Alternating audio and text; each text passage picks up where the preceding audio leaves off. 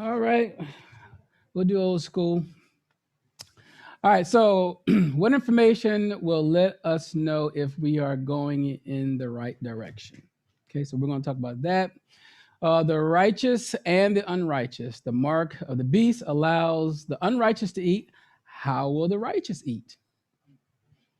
Um, so I put on the far to the right there, says I need to understand signs. So that's what we're going to talk about today. All right, rules. Please keep your mic muted except when asking or answering a question. Use the mic to speak. There's a feature in the room where you can raise your hand if you have a question. All questions must be on the topic. You have 60 seconds to ask or answer a question.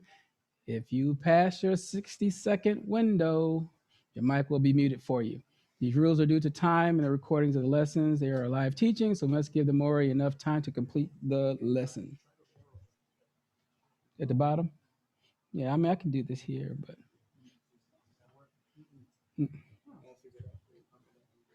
All right. Question is understanding the signs.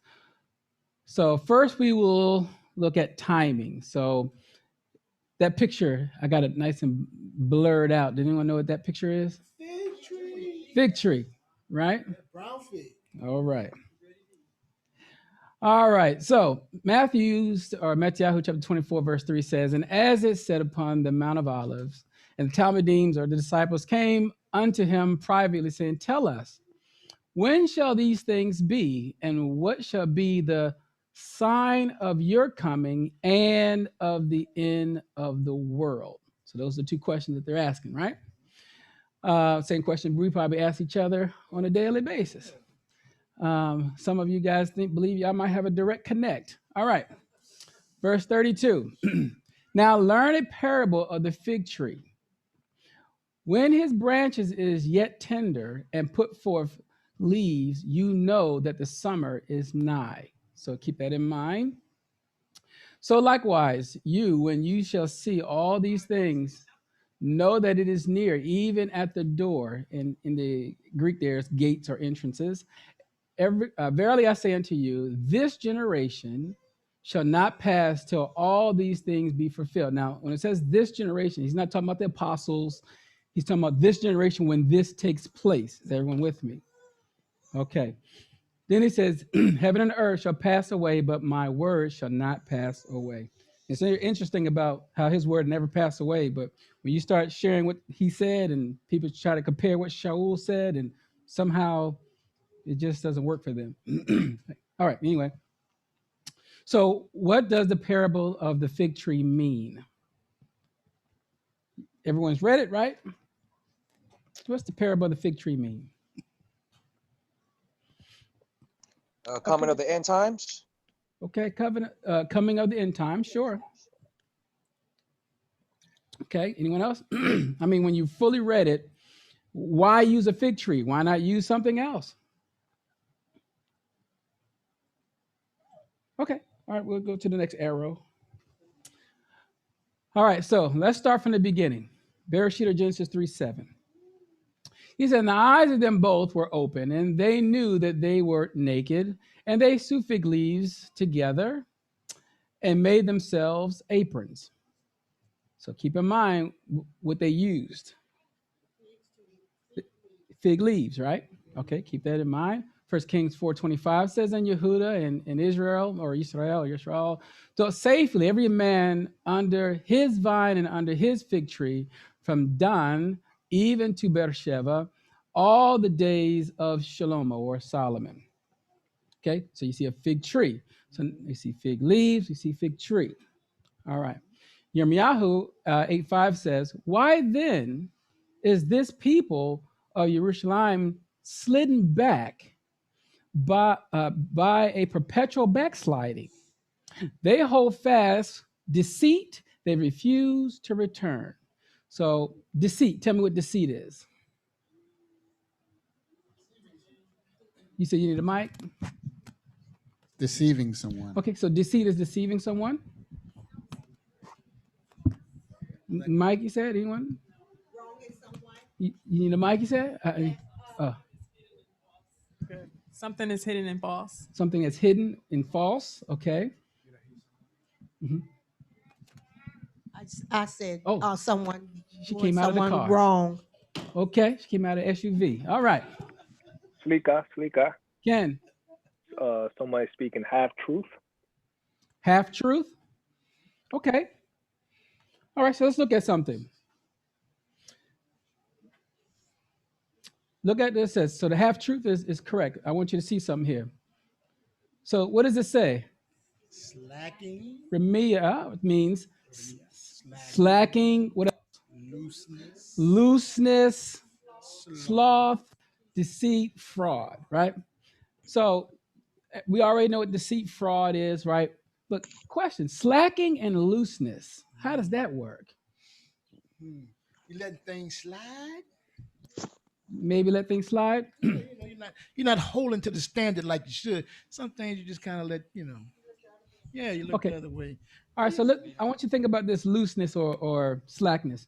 If you know that I can use the word, if I tell you all of what the word says, it might change you. But if I want to tell you just enough to get my point out or to convert you to what I want, I'm making it a little bit loose, giving it a little slack for my purpose. Has everyone come across something like that? Ken.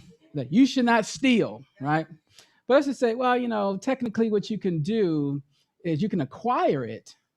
And then later on, that's not stealing. You're acquiring it for your purpose because you need it at that time. And then you come back to that person and give it back to them later. You just acquired it. Anyone's with me so far? All right. You try to make the Father's word a little loose. It has some slack in it. His word is what it is. Okay. All right. Next part we're going to look at is backsliding. What's backsliding? Moonwalking backwards?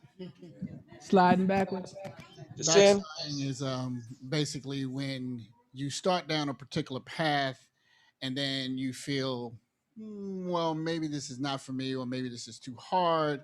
So then you kind of go back to your old ways. Okay. Anyone else? Same? Everyone agrees? Okay. Look at this here. Now, this word here is meshuba, right? For backsliding. What I want you to see is in the center of that word, you see the word shuv, right? Keep that in mind. The word for return or turn is shuv. So when you put return together with backsliding, tell me what you're getting out. Okay, Going the opposite way. Okay, opposite way. Okay, so you're going backwards. Okay, so when you're Move about backsliding, face. you're turning from the direction that you were originally going. Do a 180. Right? You're backsliding, meaning you're not sliding back, you're turning from it, right? And then he tells you you refuse to return, you refuse to shuv, right? You refuse to turn back to the right direction. Okay, is everyone good so far? Ken. All right, so Yirmiyahu 8:6 says, I hearkened and heard, but they spoke not aright. No man repented him of his wickedness, saying, what have I done? Everyone turned to his course as the horse rushes into the battle. Yea, the stork in the heaven knows her appointed times, and the turtle and the crane and the swallow observe the times of their coming. But my people know not the judgment of Yahuwah. They were rather, now, nature knows its course, but his people don't know it. They figure they want to be backsliding. They want to turn a different way. They want to do all this, but when they turn, the objective here to see is when you do that, you must not know Yah's judgment. If you want to be slack with his word, loose with his word, turn from his word, do what you want to do, you must not know his judgment. Is everyone good so far? Mm-hmm. Either you don't know it or you don't believe it. Mm-hmm. Or you don't believe it. Okay? All right. Verse 8 says, mind you, it's about the fig, right? So we get to the fig. So how do you say we are wise and the law of Yahuwah is with us. Lo, certainly in vain made he it. The pen of the scribes is in vain. 10 says, therefore will I give their wives unto others, and their fields to them that shall inherit them. For everyone from the least even unto the greatest is given to covetousness. From the prophet even unto the priest, everyone deals falsely. Now, sisters, how does that make you feel? I'm going to take the wives and give them to others. Not a good feeling? Okay, I love my boo. All right. 11 says, for they have healed the hurt of the daughter of my people slightly, saying, peace, peace, when there is no peace. Now, I want you to pay attention to this word ashamed. All right. She says, were they ashamed when they had committed abomination? Nay, they were not at all ashamed, neither could they blush. Therefore shall they fall among them that fall in the time their visitation, the mustering of this day, the visitation, they shall be cast down, saith Yahuwah. Ashamed, what does it mean, be ashamed? Feel bad. Feel bad, okay. To be embarrassed. Okay, embarrassed. I'm embarrassed. To be remorseful. You said be a remorseful? Nakedness revealed. Okay.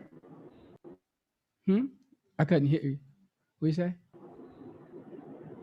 Nakedness revealed. You couldn't hear. She said she needed the mic. Slika. Yeah, he was off his chair. He's coming back on it. To be brought low. To be brought low. To be brought low. Okay. Oh. Boosh. Humiliated. You said humiliated. Okay. All right. We know we have remorseful. When I'm ashamed, I'm embarrassed. I'm very embarrassed of my actions. I'm very embarrassed. I don't want nobody else to know. I just kind of hide my shame. I'm kind of, I'm embarrassed, just oh my God. Yeah, I was going to say, Moreh, feel naked, open, exposed. Okay. Because I know none of us has ever been ashamed. That's why we got all these answers going from left to right. Some are correct. Hallelujah. So we're going to look at the word here for shame. Okay. Bosh. Okay. Be ashamed. Put to shame. But listen, disconcerted, like bewildered, confused. Disappointed also means to delay. Now, it's different from the Webster's Dictionary, right? So if you put this definition back into verse 12, it says, were they, for an example, disappointed? Were they delayed when they had committed these abominations? No. So this type of shame was, they didn't even second guess it. They just did it, right? Then it says in verse 13, I will surely consume them, saith Yahuwah. There shall be no grapes on the vine, nor figs on the fig tree. And the leaf shall fade, and the things that I have given them shall pass away from them. Verse 13 is going to be very key for this. So there's going to be no grapes on the vine, no figs on the fig tree. Their leaves shall fade. Okay, keep that in mind. Everyone good so far? All right. So what does the parable of the fig mean? Think about this here, but then I'll give you the answer. Matthew 7:16, you shall know them by their fruits. Do men gather grapes of thorns or figs of thistles? Okay. And then I just really put in Hebrews 6:8 here for the thorns and thistles, but if it bears thorns and thistles, it is what? It's worthless and near to being cursed, and its end is to be burned. Now, you read earlier about the grape, the vine, and then, of course, the fig and the fruit. So something here is telling you what you need, okay? Now, 21:19 says, and when he saw a fig tree in the way, he came to it and found nothing thereon but leaves only, and said unto it, let no fruit grow on you henceforward forever. And presently the fig tree withered away. And when the Talmudim and the disciples saw it, they marveled, saying, how soon is this fig tree withered away? So, in this brief look at the fig tree, what things can you glean from it? There If was you no don't fruit. produce good fruit, then you will be withered away. I mean, the Most High you will be cast aside. Okay. Anyone else? Yeah, I see hardship, despair, being separated from the key elements that needed, for one to walk its life. So I see a lot of despair in that. Okay. Darkness, sadness, dry man bones, all that stuff. It's just not good. Just not good. Okay. Anyone else? Yeah, what I see is that, like us in the tree, we have a season to bring forth good fruit or bring forth good deeds, and in that time frame, if that is not being brought forth, we too will no longer be able to bring forth anything at a certain point in time. We'd be cast away. Okay. But can I ask a question, Moreh? Okay, But hold why? on. Hold on real quick. Yeah. To do anything? You just turn the mic on. Mm-hmm. Oh, I just see that if we're talking about timing, Mm-hmm. then if that's a sign for us, the timing, will this be a period where most men don't bear any fruit? Like you see men, there's nothing fruitful about them at all. They're just sinful and. Mm-hmm. Okay, so just keep in mind timing for right now. Okay. Who else? Someone had something? Okay, Malachi, Moreh Lamadyahu, and I think Kepha. Okay. Okay, Yeah, go I was ahead. just trying to find out if you could repeat the question. Okay, in this brief look at the fig tree, what things can you glean from it? Okay. Huh? All right, so first I want you to see Adam and Yahuwah, or Adam and Eve. First reaction to sin was to create a covering or to cover up. Okay, the covering was a result of disobedience. So Adam and Eve, or Adam and Yahuwah, used fig leaves to cover their shame. Everyone sees that part. Great. Point. When we sin, one of the two things will happen. We will either start looking for fig leaves to make our own flimsy cover up, if you will, or we will look for his word for his robe, his covering of righteousness. So the fig leaves are a symbol for false righteousness, things without fruit. The fig tree is a symbol of the people of Yahuwah that produce fruit. So you're seeing someone that has leaves but don't have any fruit. Everyone sees that part, right? But there's also another part to figs. So I put, why would Yahushua curse the fig tree? Which is the question Kepha had, right? So fig trees are unique in that both mature leaves and ripe fruit appear at the same time. Okay, they appear at the same time. Yahushua cursed the tree because it had all the outward signs of bearing fruit, yet the tree was a hypocrite. Okay, so it needed genuine fruit, justice, mercy, and faith. You find that in Matthew 23:23. Okay, and we're going to ask the question for sure in a minute about what's a hypocrite. Anyone know what a hypocrite is? Actor? Okay. All right, keep that in mind. So I put, lastly, the parable was about the end time. What we can see, actually, or saw in Bereshit, was that what happened is the beginning. There is a cyclical link between what happens in the beginning and what happens in the end. So if you listen to Yahuwah, you will bear fruit. If you do not, of course, you will not be bearing fruit. Now think about it this way: is at the beginning, remember in Isaiah 46:10, the end from the beginning. So when you saw what happened in the beginning, you can understand this is the same thing is going to happen in the end, or in the latter days. Okay, so I don't know if it's a coincidence that they use fig leaves to cover themselves in the garden. All right, understanding the signs. So Enoch 1:6 says this: Verse 18. Now make known to your son Lamech, the son who was to be born indeed righteous, and call his name Noah or Noah, for he shall be the remnant for you, and he and his son shall be saved from the corruption which shall come upon the earth on account of all the sin and oppression that existed, and it will be fulfilled upon the earth in his day. 19 says, after that there shall occur still a greater oppression, that which was fulfilled upon the earth the first time. For I do know that mysteries of the Chodesh ones, or the set apart ones, for he, Yahuwah, has revealed them to me and made me know, and I have read them in the heavenly tablets.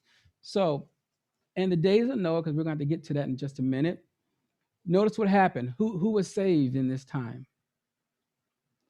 It says a remnant, right? And then it also says, but then after that, there's going to be something even greater, right? So keep this process in mind, or this pattern in mind. Matthew 24:37 says, but as the days of Noah or Noah were, so shall also the coming of the Son of Man be. For as in the days that were before the flood, they were eating and drinking, marrying, giving in marriage, until the day that Noah entered into the ark, and knew not until the flood came and took them all away, so shall also the coming of the Son of Man be. All right. So we will talk a little bit about, is there anything wrong with them eating and drinking and marrying, giving in marriage? It's all good, right? Should be no problem.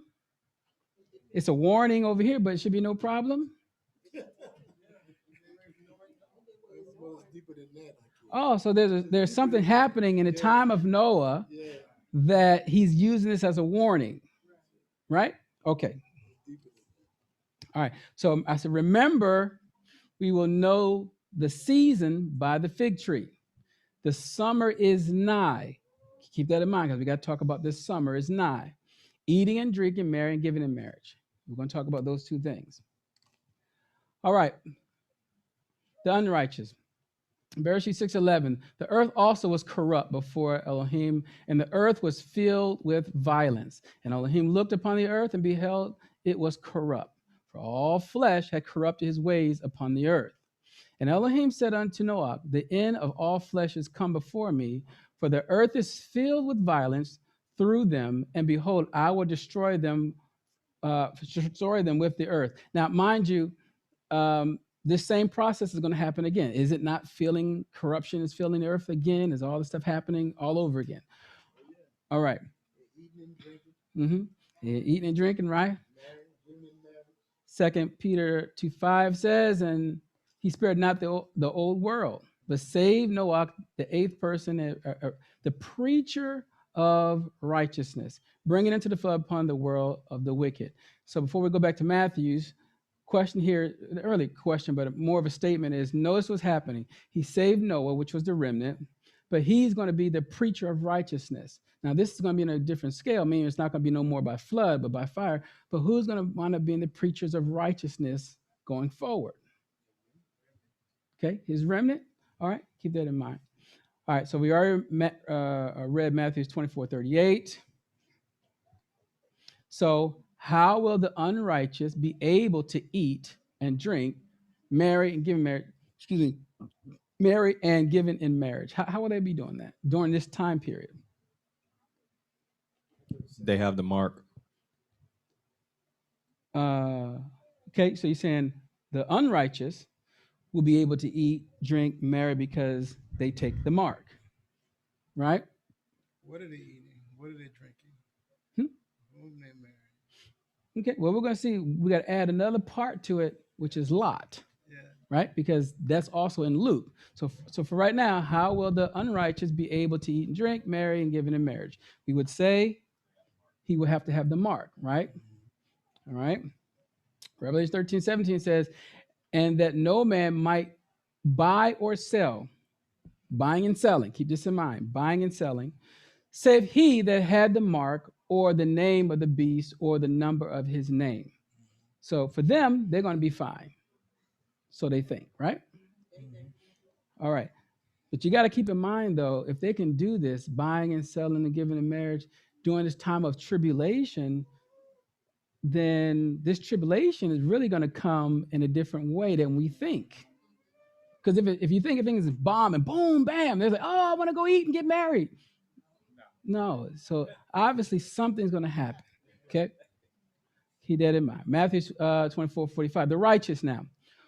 Who then is faithful and wise servant, whom his adon has, or his master has made ruler over his household, to give them food or meat in due season? Blessed is that servant whom his adon, when he comes, shall find so doing. Verily I say unto you, that he shall make him ruler over all his goods. Now listen carefully. It says, but and if that evil servant shall say in his heart, Adonai delays his coming, and shall begin to smite his fellow servants, and to eat and drink with the drunken. Okay? Ha'adon, or the master of the servant, shall come in a day when he looks not for him, and in an hour that he is not aware. And he shall cut him asunder and appoint him a portion with the hypocrite. So, of course, I got to ask the question, what is a hypocrite? Okay, there shall be weeping and gnashing of teeth. Question, you said, what is a hypocrite? Oh, asking. The question is, who is a hypocrite? They look clean on the outside, but they're full of abominations and men's bones on the inside. Okay. Actors. Okay, actors. All right. The great pretenders. Great pretenders. Okay. So those who say do and do not themselves. Okay, good.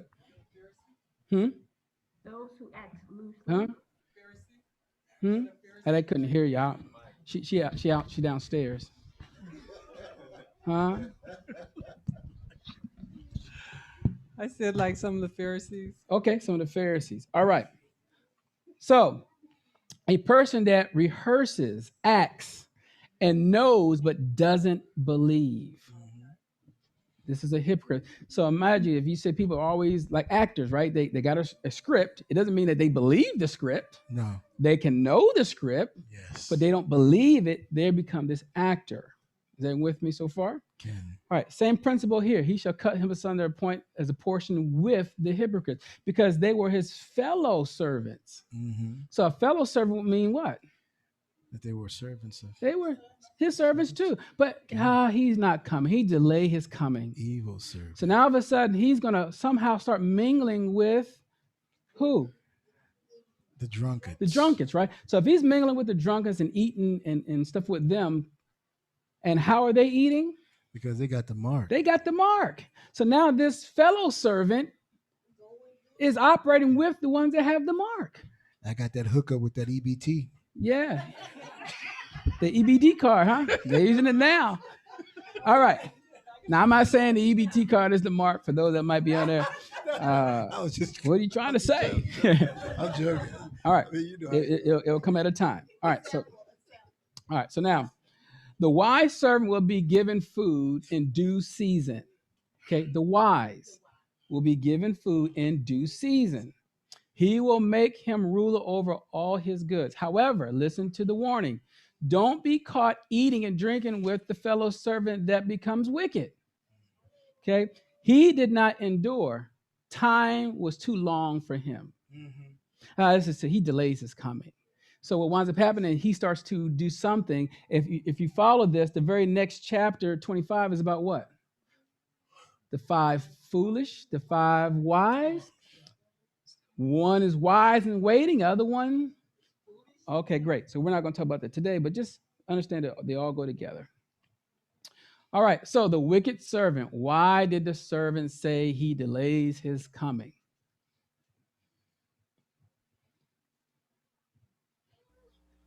Okay, guess what?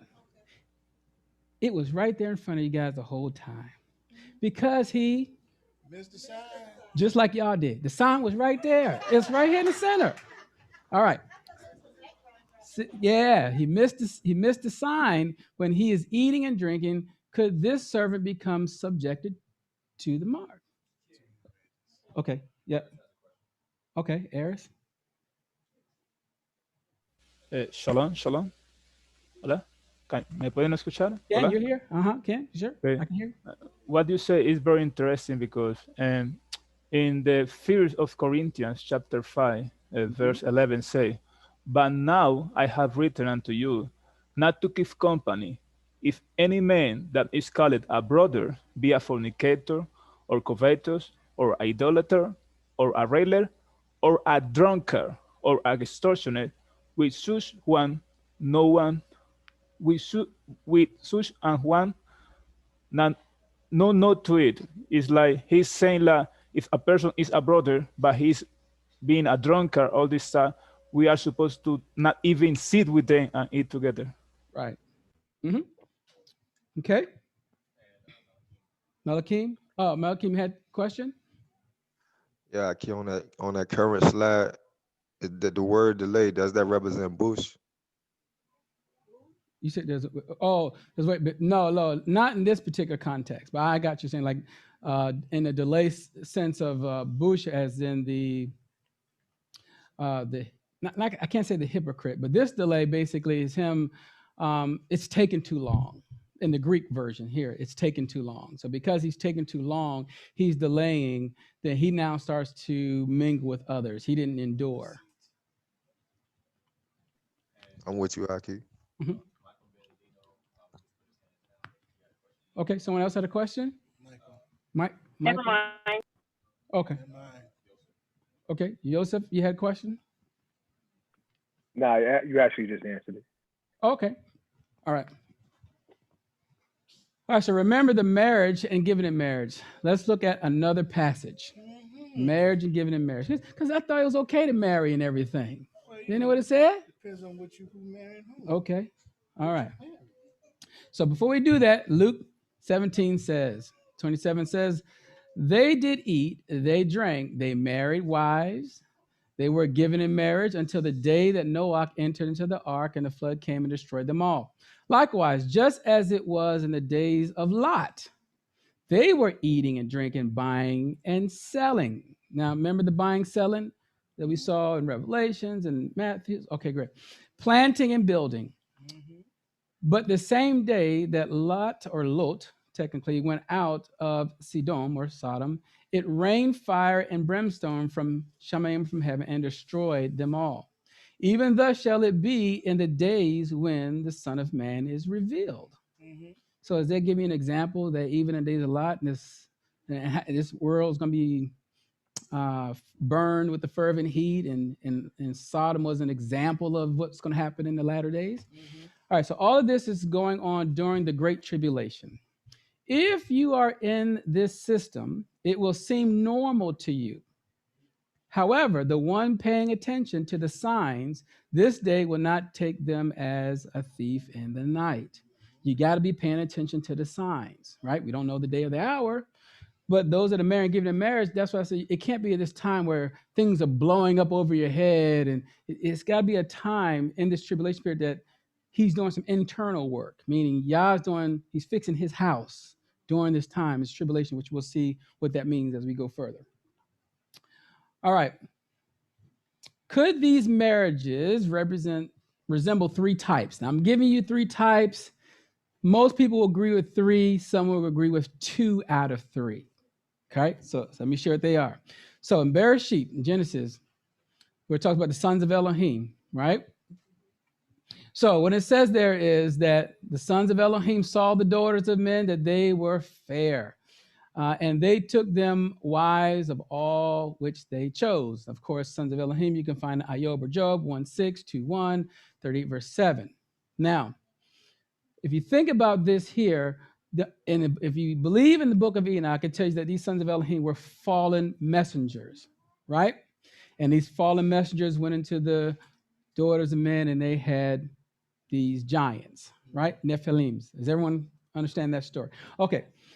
Revelation 12:9 says, and the great dragon was cast out, the old serpent called the devil, and Satan or Satan, which deceives the whole world, and he was cast out into the earth, and his Melachims were cast out with him. So could the Melachims, when they finally get cast down here, with him, could this cycle begin to start up again? Okay, this is just a thought. So that's one. I'll go to number two. The one like in Gan Eden, or the Garden of Eden. This one is more of a covenant being made with a particular Elohim. Okay, this is another way of getting married, making a covenant, right? So Bereshit or Genesis 3:15 says, "I'll put enmity between you and the one, between your seed and her seed. It will bruise your head, you shall bruise his heel." So in this aspect, it would be having like spiritual covenants with this other Elohims, making marriage with these other, making agreements with Hashatan or his minions, if you will. This is a second type of marriage, if you will. Is everyone good so far? All right. The third one is one like the days of Sodom and Lot. It says, "And they call unto Lot or Lot and said unto him, Where are the men which came into you this night? Bring them out unto us that we may know them." Now, they didn't want to go and have scripture studies, get to know them. They wanted something else, right? They wanted some backblast area. Now, what I'm getting at is, there's three. Now, could this be happening again in the latter days? Is that happening now? And is it getting it worse? Yes. Okay, so They're everybody married. understands this is happening, right? Given in marriage. All right. So they're legal now. All right. All right. So someone had a question? Yosef, okay, Yosef and okay. All right, Kane. So looking at the Sodom and Gomorrah situation, you had the two Malachim that went down to get Lot. Is there a parallel with the two Malachim there in the future event with the two messengers? Like the two witnesses? The two witnesses? Yeah, it'll be similar to that, but these two witnesses are going to obviously do a lot more than what happened in Sodom and Gomorrah. Okay. Anyone else? So let me turn this down. Is it possible for all three of them to actually be? Yeah, I'm saying some may believe all three. Some may believe 2 out of 3. Give me this. Genesis 3:15. I will put this enmity between you and this woman, and your seed and her seed. I'm just trying to see about. No, I got it. I just want to see how does that relate to the marriage when it seems like they're at odds with each other. Okay, so for an example, the seed represents, if you say Israel's one seed, that's a marriage agreement. The other seed, Hashatan, he has children. So that means he has a covenant or relationship too. So there are going to be 2 seeds fighting or warring against one another. Both of them are married. One side is married to one Elohim, one's married to their Elohim. So meaning that would be the difference. And at the end, remember, one's going to be released. He's going to get his people. Well, who is his people? Those that have made covenants with them, agreements and things like that. All right, so I promise you we talk about this summer. It's going to be brief, but I just want to hit, since he said the summer, there's something about the summer that we might need to know. So Mishlei Proverbs says, "He that gathers in summer is a wise son, but he that sleeps in harvest is a son that causes shame." Mishlei of Proverbs 30:24-25 says, "There be 4 things which are little upon the earth, but they are exceedingly wise. The ants are a people not strong, yet they prepare their food or their meat when? In the summer." Something's really going on about this summertime. Yirmiyahu 8:20, "The harvest is past, the summer is ended, and we are not saved." Okay. All right. So just think about that. Now let's look at Enoch here. It says, "And when the Kodesh one, blessed be he, will reveal his great arm in the world and show it to the Gentiles. It shall be as long as the world and as broad as the world. The esteem or the kabod of his splendor shall be like the brilliant light of the noonday sun at the summer solstice." Okay. It's going to be at the summer solstice. At once, Israel or Israel shall be saved from among the Gentiles, and the Mashiach shall appear to them and bring them up to Jerusalem or Jerusalem with great joy. Moreover, the kingdom of Israel or Israel gathered from the four quarters of the world shall eat with the Mashiach. And the Gentiles shall eat with them. Whew, that's rough. As it is written, Yahuwah bears his Kodesh arm in the sight of all the nations, and all the ends of the earth shall see the salvation of our Yahuwah. And it also says, Yahuwah alone is his guide. With him is no alien or foreign Elohim. And it says, Yahuwah will be king of the whole earth. Okay, so yes, there is a plan for this whole entire earth. Okay, and there is a part where there's going to be a Kadosh Kadoshim section on this earth, which is a land that he has placed in Jerusalem. But again, we're not talking about that for right now. We'll keep going. But all right, so I got one more here, which is Amos 8:1. It says, "Thus has Adonai Yahuwah showed unto me, and behold, a basket of summer fruit." And he said, Amos or Amos, "What see you?" And I said, "A basket of summer fruit." Then said Yahuwah unto me, "The end is coming upon my people of Israel or Israel. I will not again pass by them anymore." So again, there's something happening in the summertime, in the summer fruits, in the summer harvest that we would need to pay attention to, because this is going to help understand the fig parable and end time, what's going to happen during this time period. Okay, is everyone good so far? All right. So the only reason I'm using this here, of course, you can do your full lesson on the different harvest time seasons. That's a nice, that'll be a great lesson to do in the future for Canaan and Yeshurun or Yudet Yahu. Or I'm just here, just. Oh, I don't have it in no set order. All right. All right. So the wrath of Yahuwah.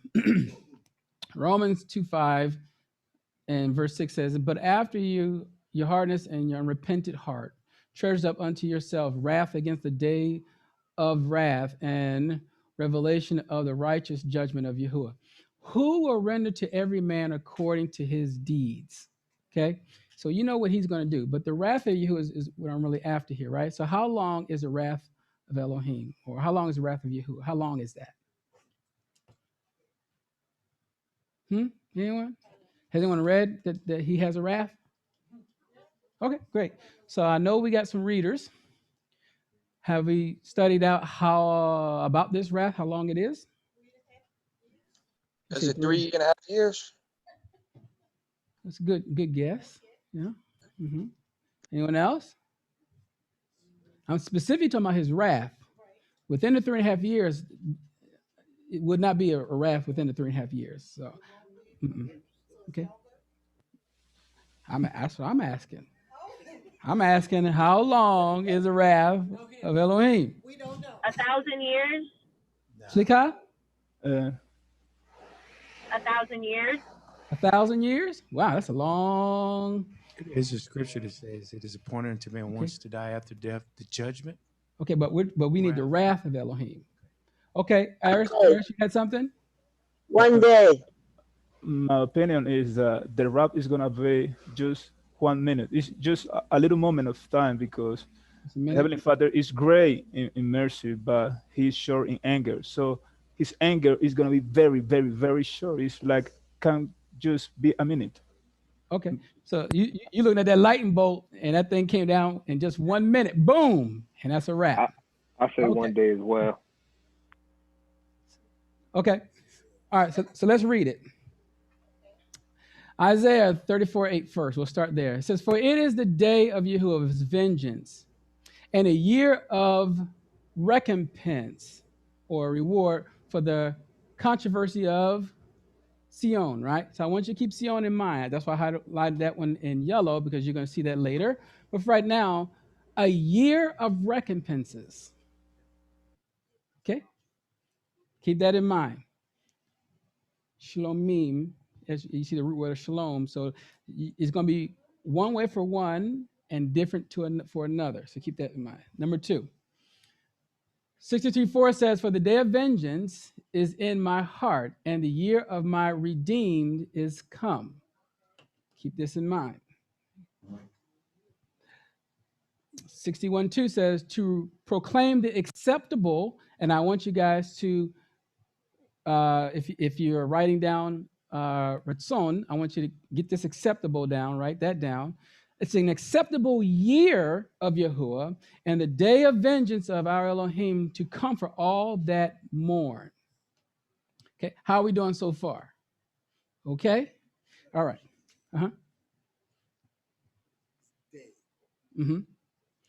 Right, but we'll see that, right, his day versus a year, right? So that's what I'm saying. We're going to see how this wrath of Elohim is going to, the approximate timing, and I'm not going to put our time versus Yah's time, right? I'm saying when you physically here, is it going to be a year or just one day? Okay, so keep that in mind. All right. Now, Job says, "To set up on high those that be low, those which mourn are exalted to safety." Okay, those that mourn are exalted to safety. So there's going to be some comfort for the mourners, and they're going to be exalted. All right, keep this in mind. So 3 things will be happening in this year: recompense, redemption, comfort, and exaltation to his people. This means one set of people will be suffering, while the other is healing and redeemed. Right? Is everyone with me so far? So, Moreh, so is this sort of like, in a sense, when Moses went to Pharaoh and he told them to let his people go, and you had all the curses, and then over in where the Israelites was at, it was peace and prosperity, and none of the curses was happening to them. Right. So it could be a parallel, meaning how one is happening to one and one's happening to the other. Right. The difference here is, notice they're still scattered to the 4 corners even to today. So remember, judgment starts in his house. So we have to recognize that there's going to be some things happening during this time period. He's going to be doing healing on one side and things is going to be happening on the other. All right. Okay. Ken.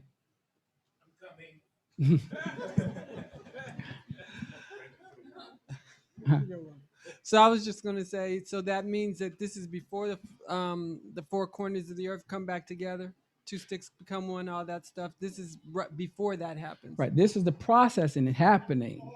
It's happening. That's what I say. It's not going to be like this. He still got to make the 2 sticks one. They still got to gather. How would this gathering happen? Right. So we won't talk about how the gathering happened today, but it's in previous videos. But you're going to see this process. It's going to happen. Okay. Thank you. I had something, Moreh. The wilderness of the people, where he have his people when he gathered in 4 corners and take them into the wilderness for the 3.5 years. So will he be, I guess, training and teaching us, and I guess we'd be prospering. But then in the meantime, the whole world will be going through the wrath of Yahuwah. Okay, so the 3.5 years is going to be a time when, remember, the Shaitan is going to be cast to the earth, and it's going to be coming after the woman. Then the woman is going to be sent to the earth. It's a different time. Okay. All right, so Daniel 9:24, 70 weeks. All right, so being redeemed is linked to the Yubal or Jubilee. So 70 weeks, right, Shabuah, Shibim, are determined upon your people, upon your Kodesh city, to finish the transgression and to make an end of sins and to make reconciliation for iniquity and to bring in everlasting righteousness and to seal up the vision and prophesy and to anoint the most Kodesh or most set apart. So Daniel's 70 weeks, we're not going to go into it today, but just understand it's technically 490 sabbatical years. Okay, 490 sabbatical years.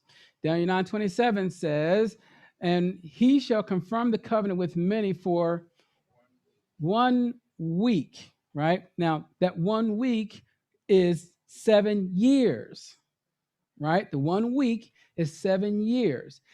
And this is the 300 that you guys are talking about, because what happens, it says, and in the midst of that week, right, he shall cause the sacrifice and oblation to cease, and for the overspreading abomination shall make it desolate, even unto the consummation of the determined shall be poured upon the desolate.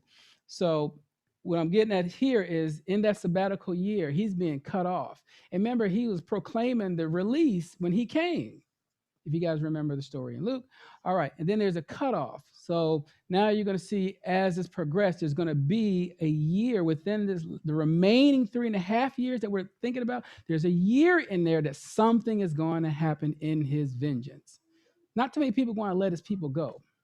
So something has to happen within this 3.5 year period. Okay, is everyone with me so far? All right. Mm-hmm.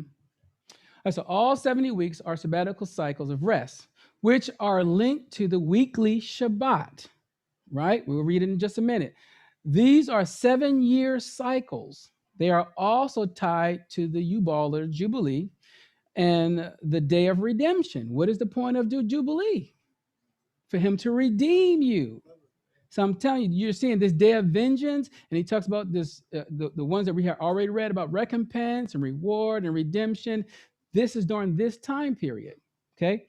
Then he says the Yubal is linked to Yom Kippurim, Day of Atonement, or really coverings, which we'll talk about on Monday, okay?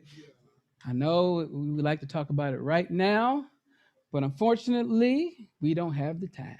Moreh, Ken. It seems like a lot's going to be going on in that one period. So he's going to recompense, redemption. Also, he'll be setting the captives free at the same time, you're saying? Right. So that's why I'm saying a lot of them are going to be married and giving in marriage. They're not going to see that. The only one that's going to be supposed to be recognizing are the 5 wise, the remnant. They're the only one that's picking up these signs and seeing all these things. And then they're the ones that will start making these moves. And he's going to be opening the doors up for his people, the remnant that's going to return and things like that. Is that called the second Exodus? What people call the That's second? That would be the main one. Remember, there's one that comes where it's going to be a massive exodus. Remember, there's a remnant. Oh, and after the remnant, then there's going to be a massive So exodus. this is the remnant. Right. I'm only speaking of the remnant right now. Okay, When that remnant starts to move, eventually those unwise ones start to catch on. Right. Well, because they're like, wait a minute. Right. Well, how can I get there? Right. Yeah. Then that's when you guys start bleeding information. Well, this is how you get there. Okay. Basically, Kamore, Yeah. is this why John, I think, when in John 14:29, and when Hamashiach Yahushua says, basically, now I have told you, this before it happens. Like all these things, he's like telling us ahead of time before it happens. Right. He's telling us what to look for. So basically, he's just sharing what to look for, what to watch. Like Matthew 24, he's giving you signs on what to look for. But you have to know his feast days. Meaning you're keeping feast days and things like that, because all this stuff is tied to the feast days. Toda Mari. All right. Psalms. Well, I just put that slide in there for another time about the desolate. I put, evil shall slay the wicked, and they that hate the righteous shall be desolate. Remember, desolate is going to be, as in Daniel 25 says, he shall be poured upon the desolate. Now, people will think, oh, that's the land. No. Okay. The other part here says, Yahuwah redeems the soul of his servant, and none of them that trust in him shall be desolate. Right? So again, this is a whole, teaching that I look forward to hearing it in the land. Okay. Leviticus 25:2. It says, now mind you, this is Vaikra or Vaikra, right? Or Leviticus, and it means what? What does it mean? And he called. That's what it means. Great.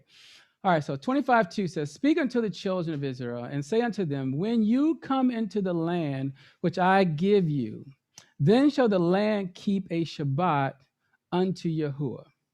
Okay. 6 years you shall sow your field, and 6 years you shall prune your vineyard and gather in the fruit thereof. But in the 7th year shall be a what? Shabbaton unto the land, a Shabbat for Yahuwah. You shall neither sow your field nor prune your vineyard. Now, think about the 7th year. Tell me what you get out of this 7th year from what we talked about just right now. All right. So it would be the 7th year of rest, like everything else. Okay. So 7th year, I want you to put a couple of things together. Number one, in the 7th year, you notice this sabbatical, right? Also, you'll notice that it's going to be linked to Jubilee. But when you talk about Daniel in the midst of the week, he was cut off, right? In that 7th year, he's cut off in the middle of that, right? Then you look at, as you keep reading, it says, verse 3, 6 years you shall sow in your field, the 6 years you shall prune your vineyard and gather in the fruits thereof. Remember, we talked about the field. So, but the 7th year shall be a Shabbaton unto the land, and a Shabbat Yahuwah, specifically a Shabbat for who? A Shabbat for Yahuwah. Now keep that part in mind. It's a Shabbat for Yahuwah. You shall neither sow your field nor prune your vineyard. You won't be doing that. Now think about that prophetically. You will be having rest. However, someone else is who's Shabbat? Shabbat for Yahuwah. Notice what he's going to be doing on that day. That's what I'm getting at first. So just keep that portion in mind. Verse 6 says, and then the Shabbat of the land shall be for food, for you, for your servant, for your maid, for your hired servant, for your stranger that sojourns with you. All right, verse 8 says, and you shall number, what's that? 7 Shabbats, right? Of years. Now, mind you, now we're taking it from, let's say, your weekly Shabbats. Then you got your sabbaticals all linked to Shabbats. Now we're talking about Jubilee linked to Shabbats. Everything's linked to the Shabbat. All right. So it says years, since you 7 times 7 years. Okay. So why is he using 7 years? Because what's happening every 7th year? There's a sabbatical, right? Now you're doing 7 times 7 years. In the space of this 7 Shabbatot of years, or Shabbats of years, shall be unto you 40 and 9 years. Then shall you cause the trumpet of the teruah to sound on the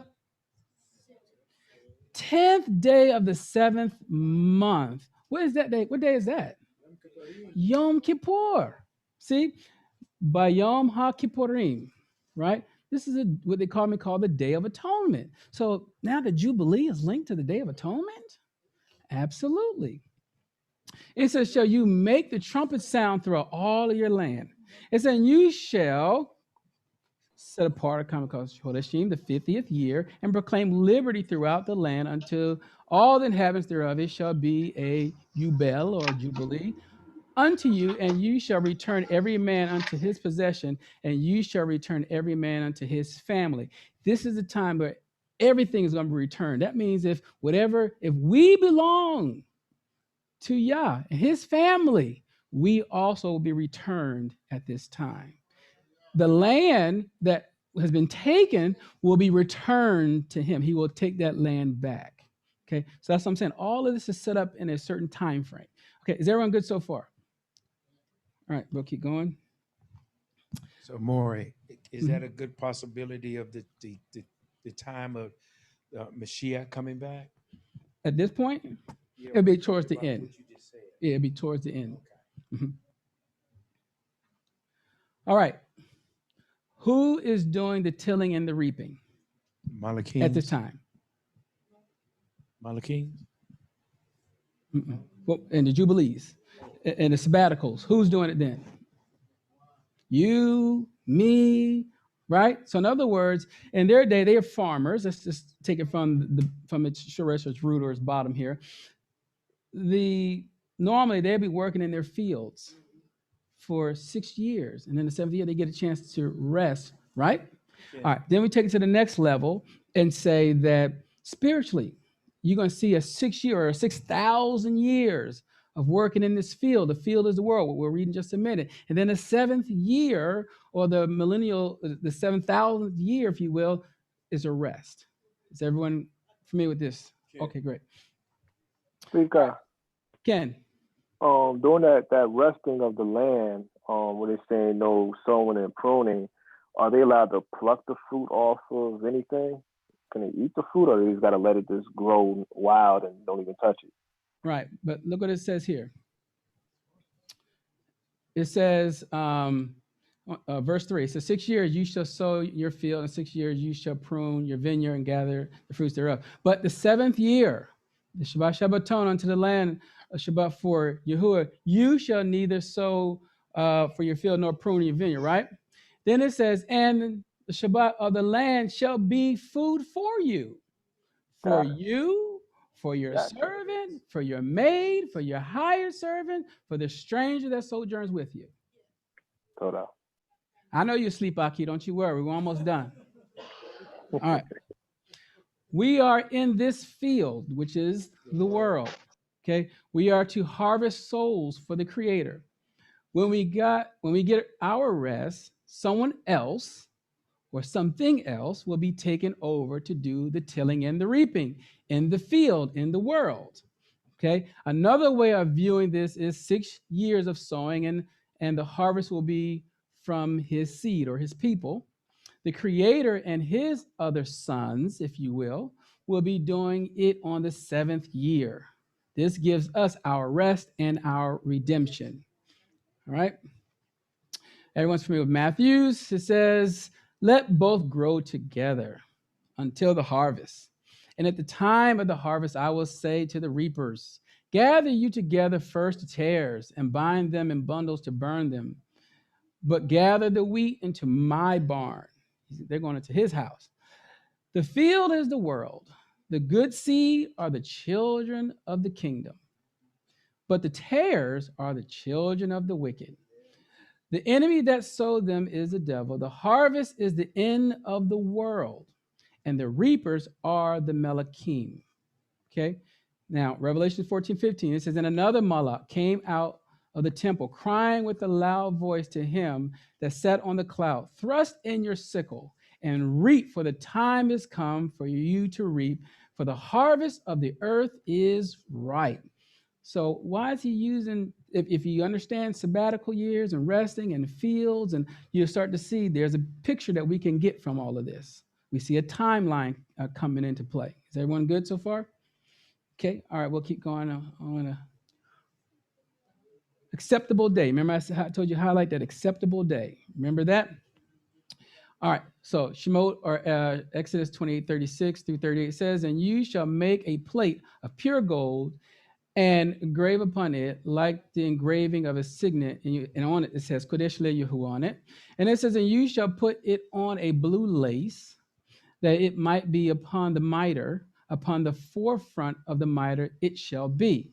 And it shall be upon Aharon's forehead, that Aharon may bear the iniquity of the Kodesh things, which the children of Israel, or Israel, shall set apart in all their Kodesh gifts, and it shall be always upon his forehead, that they may be acceptable. Remember, Lerashon, right?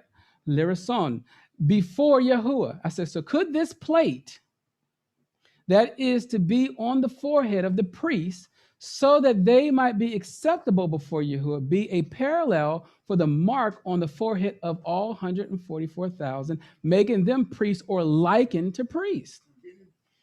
Okay. Revelation 14:1. Remember I told you, highlight Zion. Right? So, and I looked, and lo, a lamb stood on Mount Zion, and with him 144,000, having his father's name written in their foreheads. Because I might be making these priests now all over again. This is the remnant that I'm referring to first. Right? Okay, so everyone's good so far? I know we got to speed up a little bit. All right. Summary. Learn the signs. The fig tree. Will you have the fruit or just the leaves?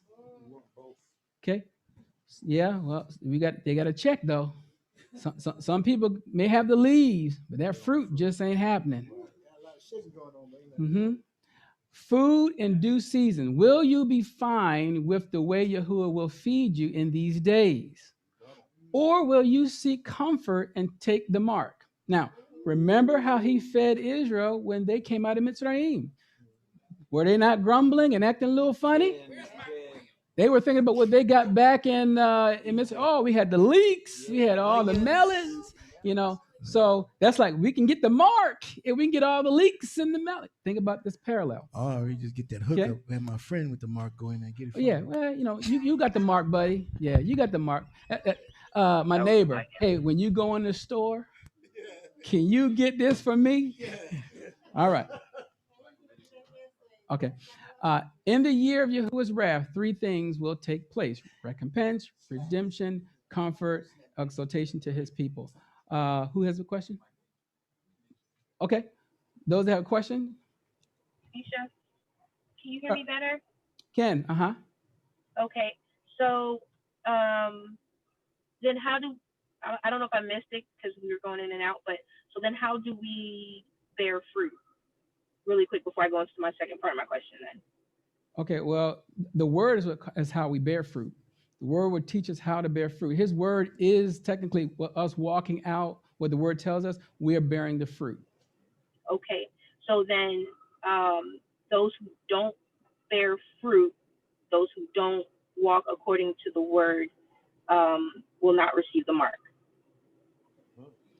No. If they're not bearing fruit, so the marker for those that are just pure, they just decide they're not believing in the Father's timeline, nothing. They can be fellow servants that fell astray and decided he delayed his coming, and the next he starts mingling with the world. / those that are already in the world will be already taking that mark.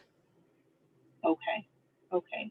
So where does the fruit, having the fruit, how does that place? I guess it's just how you can tell. It's just a way of telling who is his, or how does that place? Okay, for an example, if I say you have fruit of the Spirit, how do I know you have fruit of the Spirit? Okay. See, because you're going to be doing things that are considered fruit. If you're walking and operating in the Father's law, such as the commandments, you know what he says, you are going to produce fruit. If you're going out to witnessing and sharing the Father's word for those that he brings to us or to you or to whomever, and we share the Father's word, trying to win souls, we are bearing fruit. Okay. So this is the fruit part. Okay. Okay. Anyone else? Malakim, you had a question? Yeah, Key, I'm just wondering, will we be able to see this, or will we be dead, or our children will be able to witness this? Well, no one knows the day or the hour.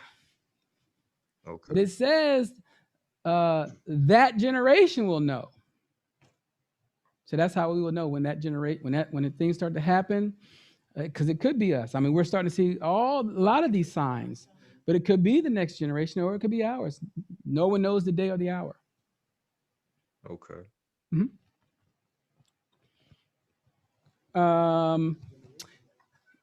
Any other questions?